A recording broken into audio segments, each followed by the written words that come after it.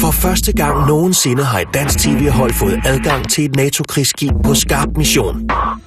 I 3 måneder skal de 150 mænd og kvinder ombord på Absalon bekæmpe pirater i farvandet ud for Somalia. For de danske sømænd og soldater bliver det 3 måneder fyldt med action, afsavn og et unikt sammenhold. Og vi er med i forreste linje, når Danmark er på piratjagt. Den er vist stensikker. Det er formodet op. Er grønt lys til at gå ind? Det er modtaget, det gør. Okay, approach med flashbang og 12. De står alle sammen med hænderne i vejret. Økse fundet op ved stævnen.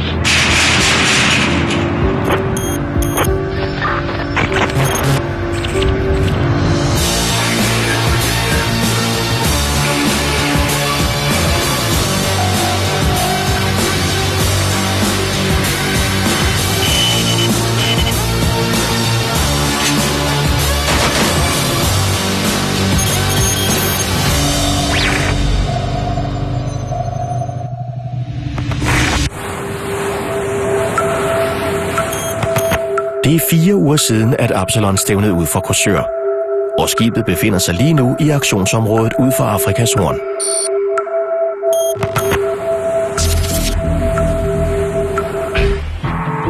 På et skib i højeste beredskab er det livsvigtigt, at besætningen holder sig i form og skærper deres kompetencer igennem øvelser og fysisk træning. For det nyuddannede boardingholds medlemmer er det specielt vigtigt at være klar. De har endnu ikke været i skarp aktion og brænder efter at bevise deres værd. Hver gang vi har fundet et mål op på radaren, der ligner en skib og bevæger sig med skib, så begynder man allerede at tænke videre. Okay, nu skal vi ud og være i lidt spidsere ende af det. Grunden til, at man er herinde, det er jo for at være med, hvor det sker. Boardingholdet består af specialuddannede marinesoldater.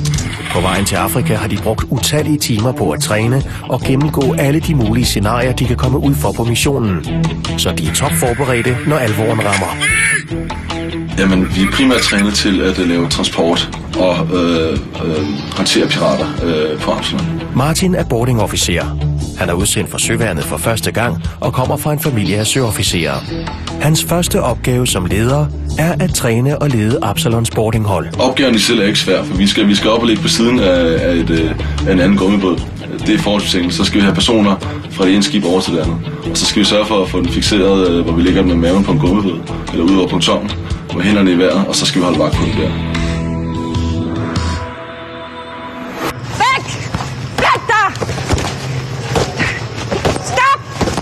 Der kan gå lang tid mellem de egentlige aktioner. Derfor begynder utålmodigheden og frustrationerne så småt at melde sig hos den ivrige besætning.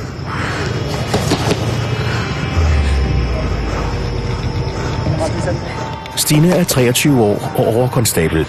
Hun er vokset op på en gård i Jylland og har altid elsket at tumle med drengene. Det er sådan lidt hårdt at holde dem for nogle af de store drenge. Det ryger man altså i gulvet. Kom nu! Kom nu! Kom så! Kom så! Kom så! Kom så! Det går!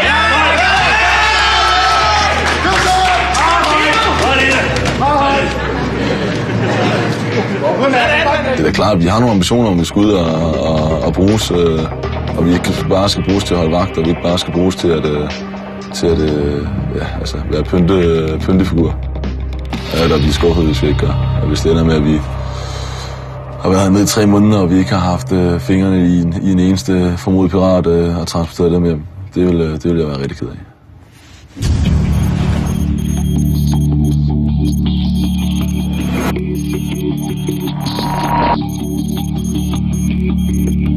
Pludselig sker det, alle har ventet på. Absalons chef Carsten har modtaget meldinger fra et japansk overvågningsfly. Flyet har observeret en lille mistænkelig båd, kun 50 km fra Absalon. Kan vi ikke få oversigtsbilledet deroppe? Tak skal du have. Og HCO bekræfter, at han går 2.00. 2.00 fra 15 minutter. Hvad er det kommer af den rapport, der er det interessant? Bed om at bekræfte antal POB's. 6. Godt. Det er formodet pirater. Er du enig? Carsten sætter aktionen i gang og sender helikopteren Brombas afsted. Helikopterens opgave er at tage billeder af båden, så Carsten kan få bekræftet sin vurdering, om der er tale om pirater.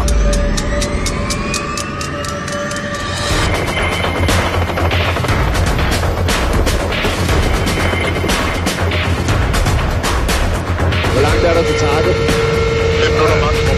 Ja.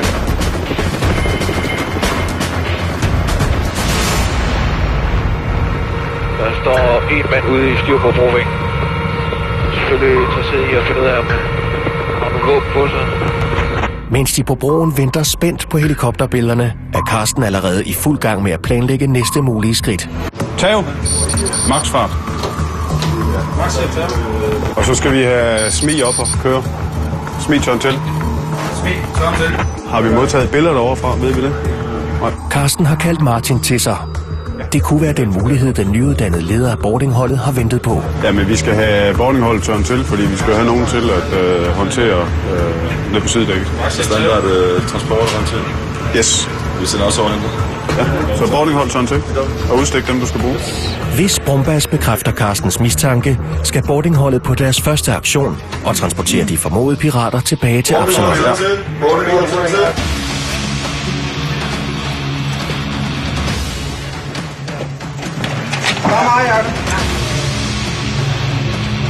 Det er chefen. Vi har fået meddelt en skif nord for os af Japan Navy. Skiffen var interessant at se på, så derfor sendte vi Brombas afsted. Vi har derfor tørnet Smi og boardingholdet til. Vi fortsætter high speed nordpå. Slut. Hvorhen skal vi mødes? Mødes ude bagbord og side. Bagbord gruppe. Indtil nu har det hele været træning og venligsindede aktioner for boardingholdet. Men nu kan det blive alvor, og chancen for at vise, hvad de dur til. Hvis det er boardingoperation mod pirateri, så skal vi over og hente dem, og så må vi se, om vi skal have dem ombord. Ja, det er vilkårene, vi ved lige nu, og så får vi en briefing for det senere. Ikke sådan, når det er første gang. Du kan bare snakke noget piratprøve. Jeg har glædet mig. Det vil være løgn at sige andet. Altså, jeg har virkelig glædet mig. Nu skal vi ud og være i lidt spidsere enden af det. Du får lov til at få hands-on for de her formodede pirater og transportere dem med. Det er i min verden rigtig spændende. Brombas er nu så tæt på båden, at det er muligt at tage altafgørende billeder af de formodede pirater.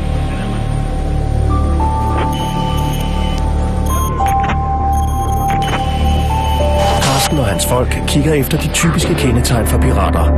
For eksempel en kraftig motor, så de kan sejle tankskibene op, og en stor stige, så de kan kravle ombord. Den er vist stensikker. Jamen, så snart vi ser billedet, så er vi ikke i tvivl. Det er formodet pirater. Med den store stige, det er faktisk en lidt ny type, så vidt vi kan se. Og vi kan også se, at der var mere end 5 personer. Der var egentlig ikke så meget tvivl. Det er nu, at boardingholdet skal bevise deres værd og hjælpe smiholdet med at fange pirater. Det er derefter militærpolitiets opgave at sikre beviserne, så de formodede pirater kan retsforfølges. Her er Bo, vi er klar med det hold, der skal over og hente FB'erne. Right, boys, er klar? Men i samme øjeblik boardingholdet er klar til deres første opgave i Adenbugten, får de en melding. Vi ser ud til, at det ikke er os, der skal hente med det. Så vi skal bare være på vej. Det er fuldstændig nærmest. Det går fuldstændig ud, det ud her. Det er fuldstændig større. I hvert fald transportmæssigt. Carsten, kaptajnen på Absalon, har vurderet, at situationen er så farlig, at de specialtrænede frømænd bliver nødt til at overtage hele aktionen. En melding, der selvfølgelig sætter sit præg på boardingholdet. Og vi får meldingen om, at vi ikke skal med ud. Jamen, jeg var mega skuffet.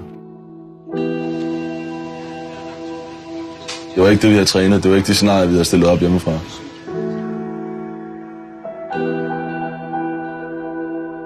Det svarer lidt til at kvalificere sig til finalen i en fodboldkamp, og så bliver du skiftet ud med et bedre hold.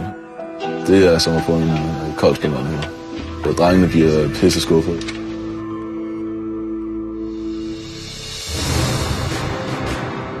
Og chef til leder Smi. Men selvom boardingholdet er ude af angrebsstyrken, er der stadig en mission, der skal fuldføres af Absalon. Smi-ribben er sat, og så koordinerer de ud i området et indløb. Fuldstændig standard skibindløb. De danske frømænd hører til blandt verdens bedste elitestyrker. De har været indsat i både Afghanistan og Irak og er bevæbnet til tænderne med det mest moderne udstyr, der eksisterer. Og kommer det til ildkamp, har de prøvet det før. De næste minutter er afgørende. Frømændene skal nu ud og afvæbne piraterne og har hjelm til at anvende alle nødvendige magtmidler. Approach med flashbang og tolk. Og hvis nødvendigt, følg op med varselsskud.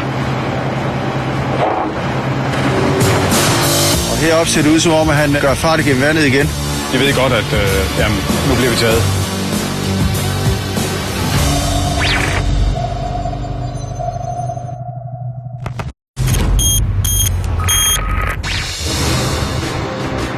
Og chef til leder Smil. Absalon har spottet en båd fyldt med pirater. De skal for alt i verden stoppes, inden de kan nå at bore et skib og skabe en situation, der kan koste menneskeliv. Smilribben er sat, og så koordinerer de ud i området.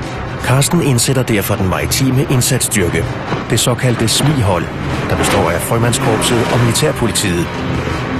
Frømændene skal fange og afvæbne piraterne, og militærpolitiet skal derefter undersøge båden og sikre eventuelle beviser, som i enhver anden politiaktion. Vi kan se, i den her situation, der er piraterne sådan set på vej ned mod os, og det er kun godt. Så derfor gælder det om at holde helikopteren, sådan at skiffen er imellem os og helikopteren. Skiffen kan ikke se os, så han skal sådan set bare blive tilbage og sørge for, at piraterne fortsætter ned mod os. Så er vi fri for at bruge alt for meget tid på at skal sejle efter ham. Helikopteren Brumbas presser piratskibet i retning mod Absalon. Og på øverste dæk forsøger maskingeværskytterne at finde piraterne i horisonten, så de kan være med til at guide Frømandskorpset i den rigtige retning. Gruppeleder våbnet afstand 4,5 nu. Rød talje, afstand 4,5. Og Smil til information har fået green light til find approach. Han er derude i Riben. P14, P13 er lavet sikre. Ja, vi har ladt og sikret begge to. Der har vi igen, Benny. Han gør fart igennem vandet, så vidt jeg kan se. Og heroppe ser det ud som om, at han gør fart igennem vandet igen. Hvor har vi Riben henne? Og han er der. Han er snart derovre. Og gruppeleder så har Smil snart kontakt. Ja, vi ser det tydeligt. Det ser ud som om, han er stoppet op igen. Det afgørende er nu, at piraterne ikke når at smide de fældende beviser over bord. Hvis det sker, er der stor sandsynlighed for, at Absalon må sætte piraterne fri igen. De har hænderne over hovedet. Ja, de har opgivet. Så det er ikke som om, den har over. Men da piraterne opdager Absalon, sker det, der ikke må ske. De har lige smidt en stige i vandet derovre. For at undgå at blive tiltalt for pirateri, begynder piraterne at smide udstyr over bord. Nu kan det pludselig blive svært at bevise, at de er andet end en fredelig gruppe somaliere i en lille båd med en meget stor motor. Så smider de stigen over bord, og de har garanteret også smidt våben over bord, fordi de ved godt, at nu bliver vi taget. Nu handler det for Frømandskorpset om at få fanget og afvæbnet piraterne, som kan have gemt nogle våben til at forsvare sig med.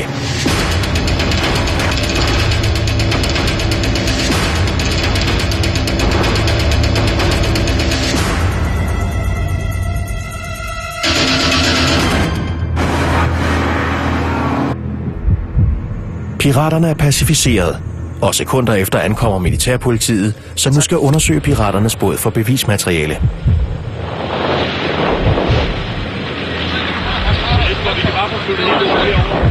Almindelige retsregler gælder også ude på det åbne hav, og da piraternes båd er gerningsstedet, skal militærpolitiet undersøge den grundigt, som i enhver anden kriminel efterforskning. Alle de mindste detaljer kan være af afgørende betydning for den endelige bevisførelse.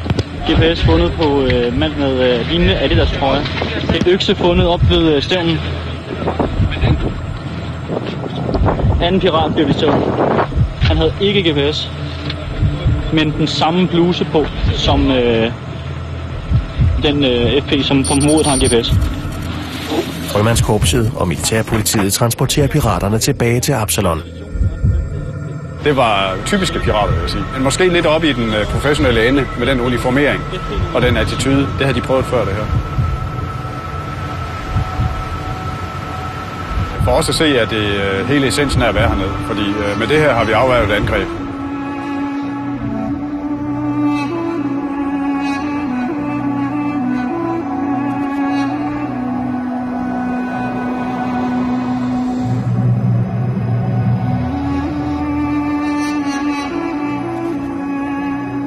Tilbage på Absalon har boardingholdet fået til opgave at holde opsyn med piraterne. For boardinggasten Martin er det første gang, han står ansigt til ansigt med en pirat. Lige inden vi fik dem ombord, der stod jeg og tænkte, at det bliver noget helt anderledes, end det vi har trænet. Man kunne godt mærke, at ens hjerte det pumpede lidt mere. Jamen, der går mange ting igennem ens hoved.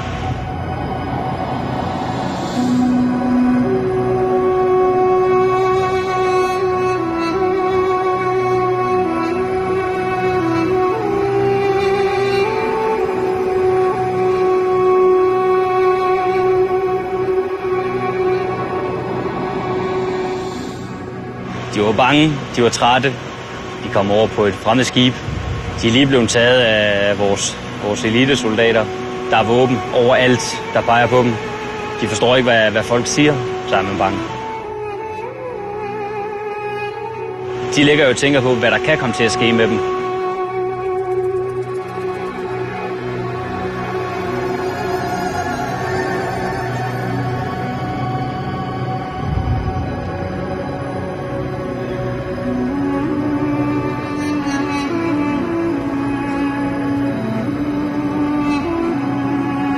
Det er nu op til Absalons jurister at afgøre, om der er tilstrækkelige beviser til en tilbageholdelse. Vores plan det er at gennemføre registrering, udspørgen og undersøge de ting, de havde. Vi stiller dem sådan en række af spørgsmål for at finde ud af, sådan helt, hvor kommer de fra, hvor er de på vej hen, hvad var deres ærne. Og så har vi selvfølgelig også nogle, retsplejemæssige ting, vi skal overholde, hvis vi tilbageholder folk. Mens piraterne udspørges, samles kaptajnen og officererne for at diskutere, hvad der videre skal ske med dem. Der er ingen tvivl om, at de har fanget professionelle pirater. Ingen andre sejler rundt på det åbne hav i en lille båd med en stor stige. Problemet er, at piraterne har nået at fjerne beviserne. Vi ved i de her situationer, der er ikke noget at komme efter sådan retligt. Fordi du kan ikke forbinde dem med en kriminel handling, du kan ikke forbinde dem med en kriminel hensigt, og de har ikke brugt våbenmagt imod os. Så der er ikke andet at gøre, end at bruge udtrykket catch and release. Det er sådan set det, der er at gøre. Men vi har forhindret et angreb, og det er sådan set det vigtigste. Absalons somaliske tolk er maskeret af sikkerhedshensyn. Hvis han bliver genkendt, er der risiko for, at piraterne hævner sig på ham og hans familie.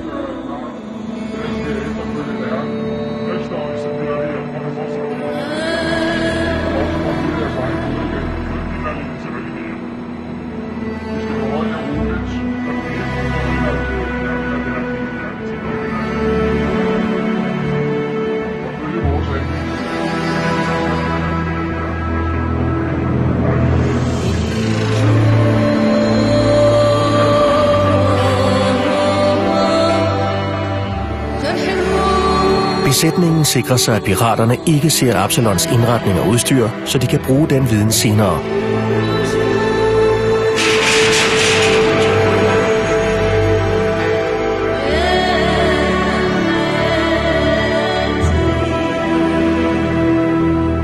Man har jo en baggrundsviden for, hvorfor pirateriet startede hernede. Men at tænke direkte over præcis den enkelte persons historie, det må jeg indrømme, det gjorde jeg ikke det her. Vi ser jo selvfølgelig på dem som mennesker, og vi behandler dem som mennesker, men direkte at gå ind og begynde at tænke over, hvad er det for nogle personer. Det kan det sagtens være, at jeg kommer til at gøre det i aften, når jeg ligger og tænker over den sidste uge. Men i situationen, der er man typisk så fokuseret på opgaven, at det er ikke noget, der lige kommer op, i hvert fald ikke for mig.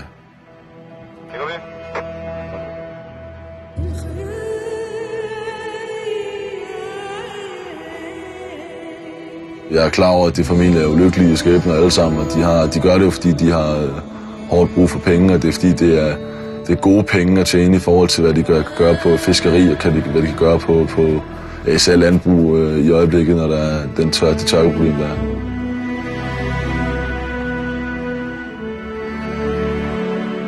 Vi er jo godt klar over, når vi får de her, der ikke er mulighed for at retsforfølge dem, at de kommer afsted igen. Så det er ikke sådan, man røver et familiemedlem fra en familie. Man tager ikke en far fra sine børn, eller en mand fra sin kone, eller en kæreste fra sin kæreste. Det er ikke på samme måde, som at skulle tage et andet liv, eller sørge for, at de her bliver sendt væk i længere tid. Efter 5 timers tilbageholdelse på det danske krigsskib, får piraterne lov til at sejle videre. Men inden da bliver deres store 60 hestekræfters motor skiftet ud med en lille 15 hestes påhængsmotor. Med den lille motor har piraterne ikke længere mulighed for at indhente og kapre de store handelsskibe på vejen tilbage til Somalia. Vi erstatter deres 60-hestes motor med en 15-hestes. Det har nok ikke så meget street credit, når man kommer hjem og har kun en 15-hestes, der kun kan bruges til at fiske med. Men det er jo sådan set fint, fordi så mister de ikke noget. Og de kan vende tilbage til fiskerierhvervet, hvis de vil det.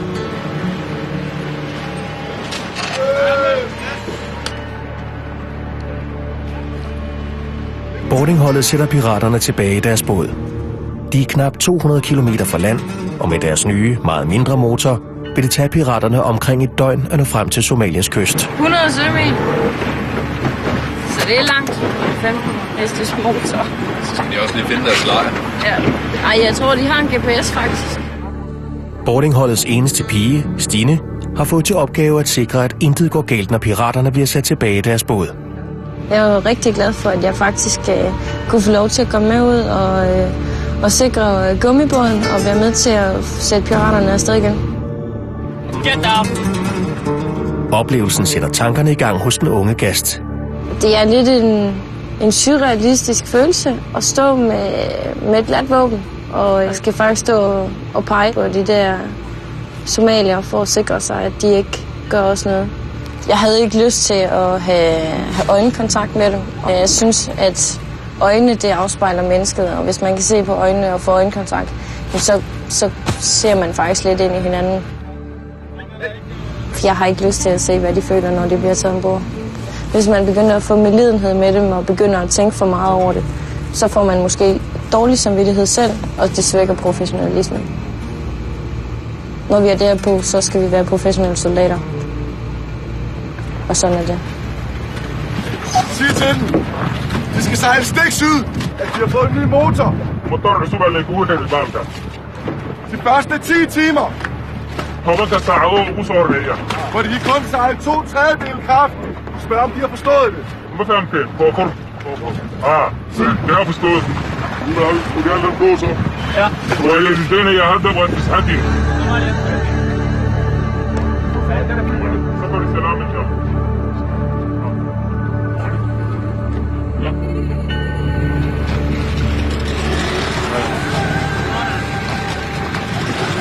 Yalla!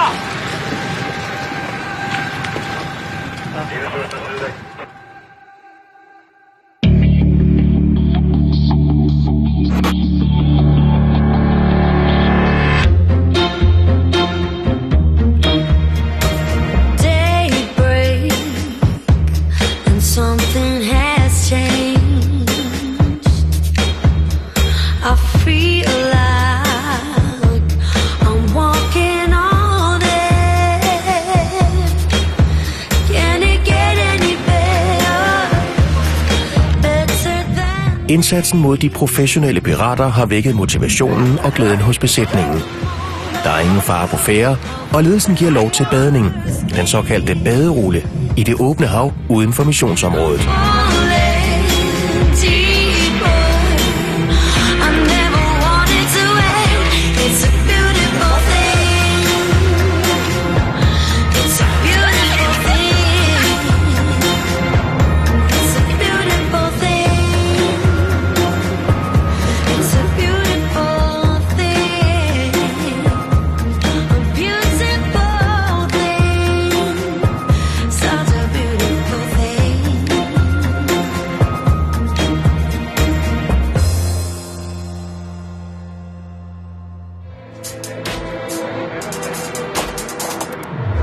Selvom der er tid til nogle timers afslapning, er der stadig en masse praktiske opgaver, som skal løses.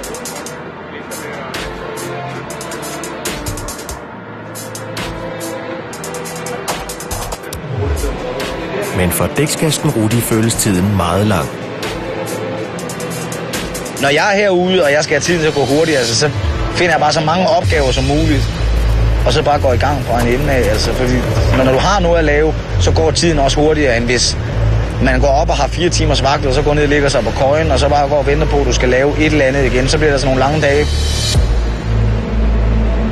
Timer bliver til dage, og indimellem fylder tankerne om dem derhjemme rigtig meget. Når dagen er slut, og man er færdig med at arbejde, så er det rart, hvis man kunne sætte sig ned med sin familie og have noget familietid. Men Man vil jo altid have det der afsavn hjem til. Altså, jeg er ligeglad med ikke at være hjemme til jul, men jeg er ked af, at jeg ikke er hjemme til min børns fødselsdag. Min dreng har fødselsdag den 25. og min datter har den 30. december. Og det er jeg ked af, at jeg ikke er hjemme til.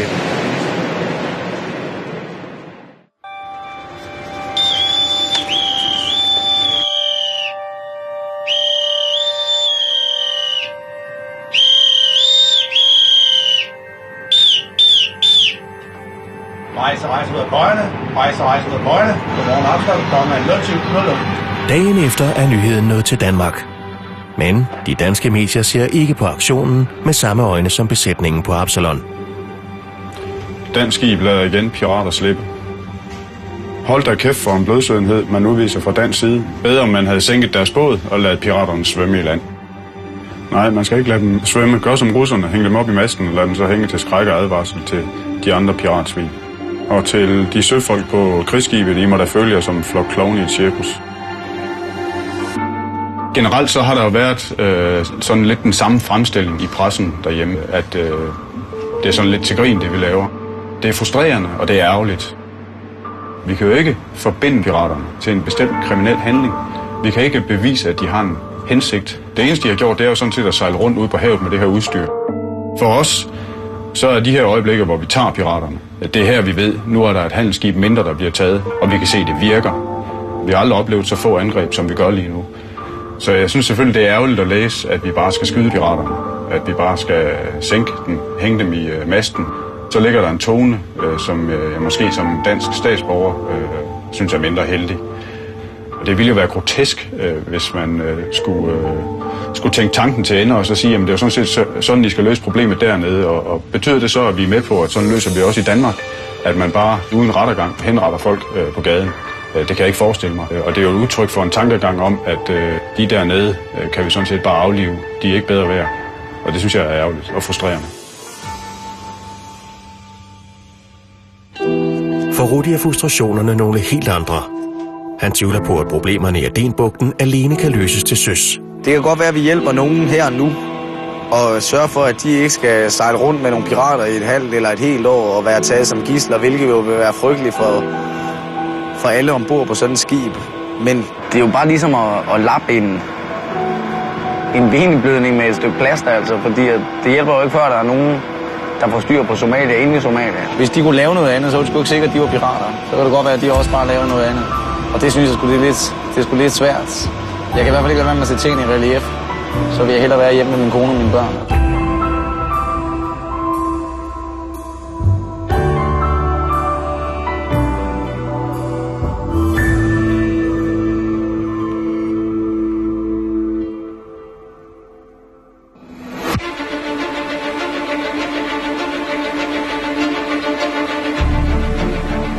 Trafikken i området omkring Afrikas Horn er tæt. Døgnet rundt spejder Absalon efter de små piratfartøjer blandt enorme tank- og containerskibe.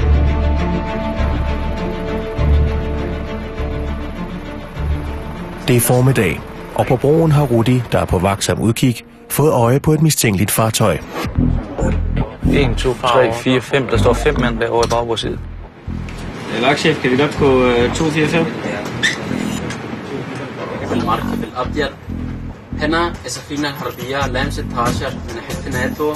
Absalons borgerofficer forsøger at kalde den lille båd op over radioen, men uden held. Jeg har kaldt ham op 3 gange nu, han svarer ikke.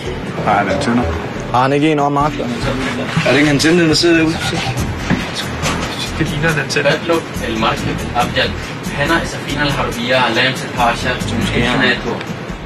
Fra broen er det nærmest umuligt at bedømme truslen, og Carsten ønsker derfor at komme tættere på den mistænkelige dag. Men som led i NATO's mission er der en kommandorække, der skal overholdes.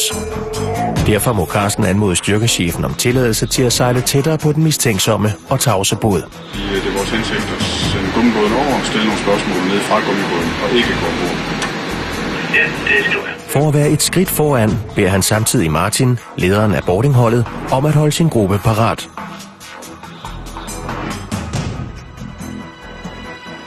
Giver bare pege til taven, når I er klar, og så rør på lang varsel. Og både Martin og resten af boardingholdet er mere end klar til at tage ansvaret for aktionen. Hvad har I med våben, Stine og... Langt. Det er godt. Ja, det er ordentligt. Jeg hopper lige på broen og får det sidste. NATO's styrkechef har vurderet oplægget for Carsten, og har netop meldt tilbage, hvad han ønsker, Absalon skal gøre. Jeg har fået go, så... Boardingholdet skal afsted. Som en ekstra sikkerhed går frømandskorpsets finskytter i position, og TMG'en bemandes. Vi har altid våben klar, så vi kan reagere umiddelbart. Og der forsøger vi jo at have våben klar, så at hvis vi skal reagere i selvforsvar, at så bliver det ud fra det, vi kalder proportionalitetsprincippet. Altså vi begynder jo ikke at skyde med den store kanon på en lille dag, der er lavet af træ. Det kunne vi aldrig finde på. Men vi er nødt til at have et reaktionsberedskab, så vi kan reagere lynhurtigt for at forsvare boardingholdet, når de er derovre. Bare våbnet ned langs siden, men altså har øjnene deroppe af. Når jeg kommer derover, jamen, så er det også nogle gange bange. Men det er jo en skarp situation, og man ved ikke, hvad de kunne finde på, og man ved ikke, om de har nogle farlige ting ombord eller et eller andet. Der er grønt lys til at gå ind. Det er modtaget, det gør. Hvor mange kan I tælle derovre? Kalashnikov! Altså, har I fundet våben? Hold kæft.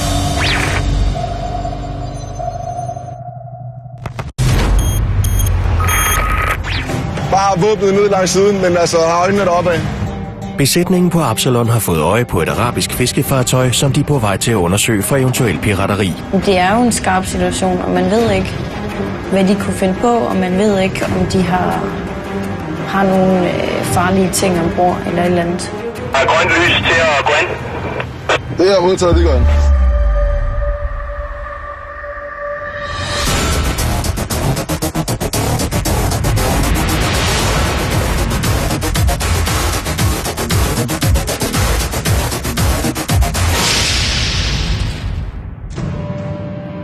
Fra nu af handler det om at komme tættere på en mulig trussel, uden at situationen eskalerer.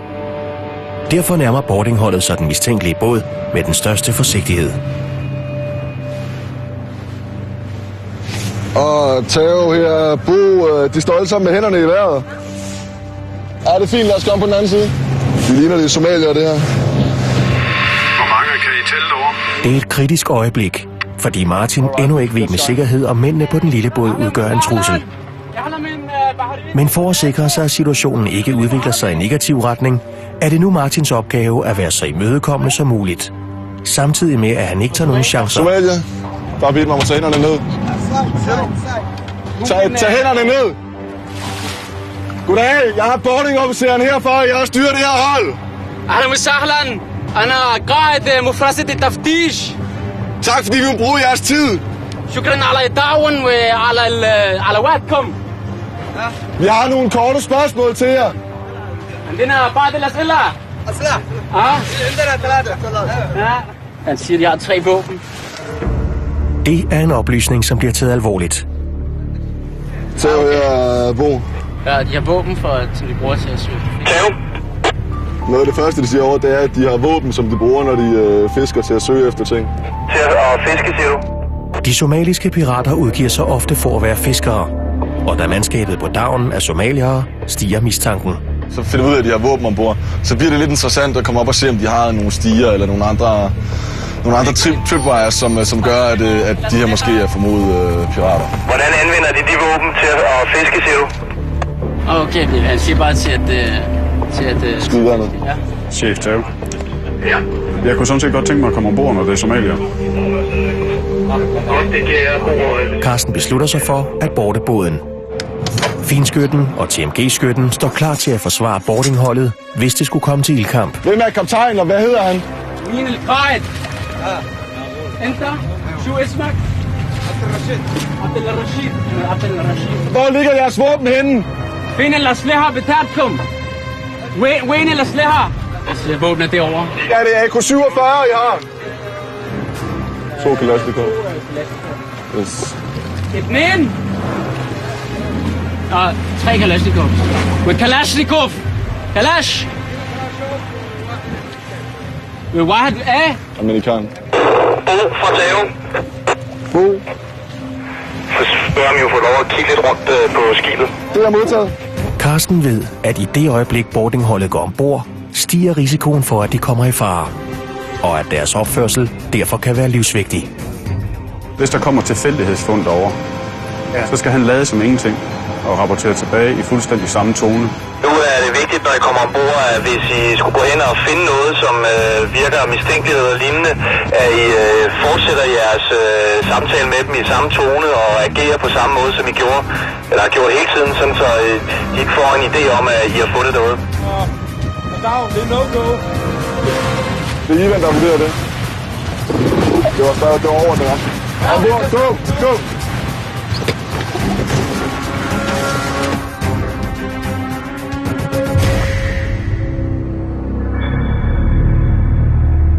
Er det i orden, at vi kigger lidt rundt i jeres båd? Don't me, kara. Okay. laakiin saddex qori baan wadanaa saddex qori baanu burcadbadeeda iskaga ilaalin waanu wadanaa halkaa kasaya. Han siger, de har 3 våben imod pirater. Det er fint. Det går om bag. Det er fint. Det er helt i orden. Det må I gerne have. Det er der ikke noget galt i. Hvor har I selvkastin? Det er godt, du siger det, så vi ikke bliver overrasket over det. Yes. Stine og Anders, de hopper bagud. laakiin codsiga baasha waa laga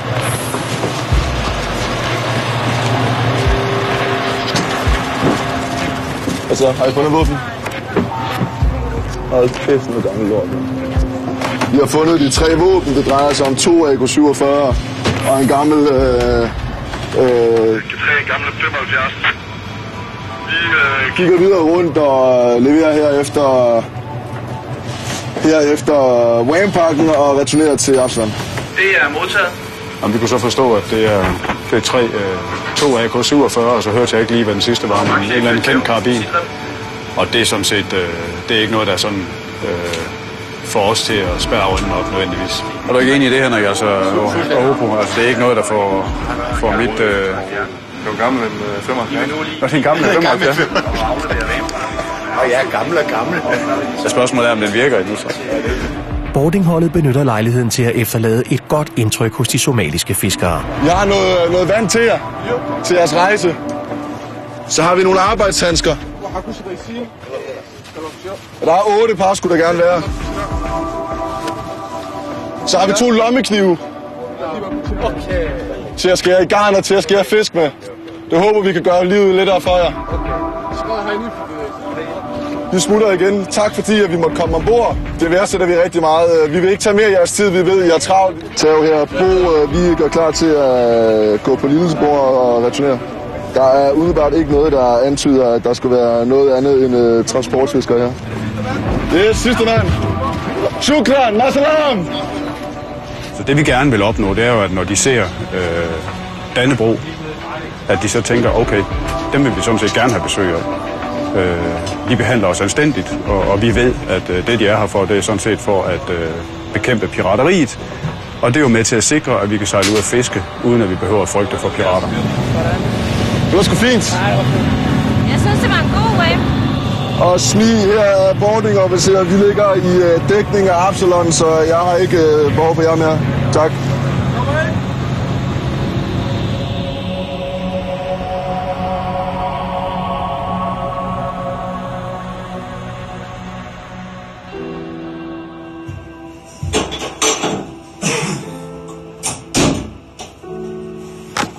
Hvad laver I? Jeg har lige hentet børn her fra en tjeneste. Hvordan går det ellers med ryggen? Så stille og roligt. Jeg har lagt det meste af formiddagen. Så skulle jeg op og lave lavkager. Så lader jeg lige lidt ind og hente børn. Så stille og roligt. Okay. Skal jeg til fysioterapeut i morgen. Rudi savner sin familie og har længe været i tvivl om missionen. Hans humør er ikke bedre efter samtalen med konen. Hej, Rudi. Hej, chef. Kom indenfor. Hvad så? Jamen, jeg vil bare lige høre med, det kan lade sig gøre at komme hjem, fordi min kone hun har fået en diskusprolaps derhjemme, og så vil jeg gerne lige hjem og hjælpe med børnene og sådan noget. Hun ligger derhjemme på sofaen og har ondt i ryggen. Det er 14 dage siden, hun har fået den. Det gik meget godt i starten, men nu går det ikke helt så godt mere. Så hun har gået 14 dage med en diskusprolaps? Ja, altså hun er sygemeldt på arbejde og sådan noget. Det er da imponerende, at hun har kunnet holde den gående. Ja, det synes jeg også. Hun er sej. Men nu er det så ved at brænde lidt sammen. Ja, lidt. Det er du nødt til at gøre noget ved. Ja. Men det er jo dobbelt ærgerligt, fordi det er jo dels det er utroligt synd for din kone. Men vi er jo heller ikke meget for, at du skal hjem, jo. Nej, det er jo det. Det er noget værd noget. Men der er nogle ting, der er lidt vigtigere, jo. Ja. Det skal vi lige have fundet ud af, Oli. Du skal selvfølgelig have en rejse hjem. Du kan roligt fortælle din kone, at nu kommer Rudi hjem og er klar med det hele. Jamen, det gør jeg ikke. Men jeg har også været glad for at være her. Det skulle være hyggeligt. Ja. Jamen, held og lykke. Kan du have det godt? Ja, lige måde, Carsten. Hej, hej. Hej. Ved næste havneophold går Rudi i land og flyver hjem til Danmark. Efter 2 måneder på mission ved Afrikas Horn, genforenes han endelig med sin familie. Der kom han.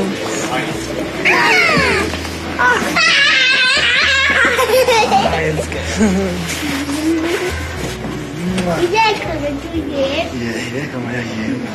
Ja, det er rigtig dejligt at komme hjem. Det har været en lang tur, men nu glæder jeg mig bare til at komme hjem og slappe lidt af og have lidt familietid. Jeg er gerne med til Afrika med dig. Jeg vil gerne med til Afrika med, men jeg skal ikke til Afrika med, det skal. For de resterende 149 mænd og kvinder på Absalon bliver der ingen familietid forløbig. De er nu halvvejs i missionen og lægger til på Seychellerne, inden jagten igen går ind på piraterne i det Indiske Ocean. 17.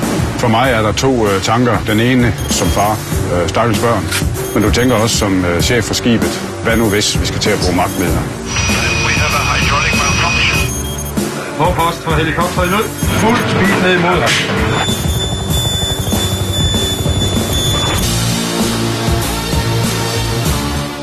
Du kan komme på piratjagt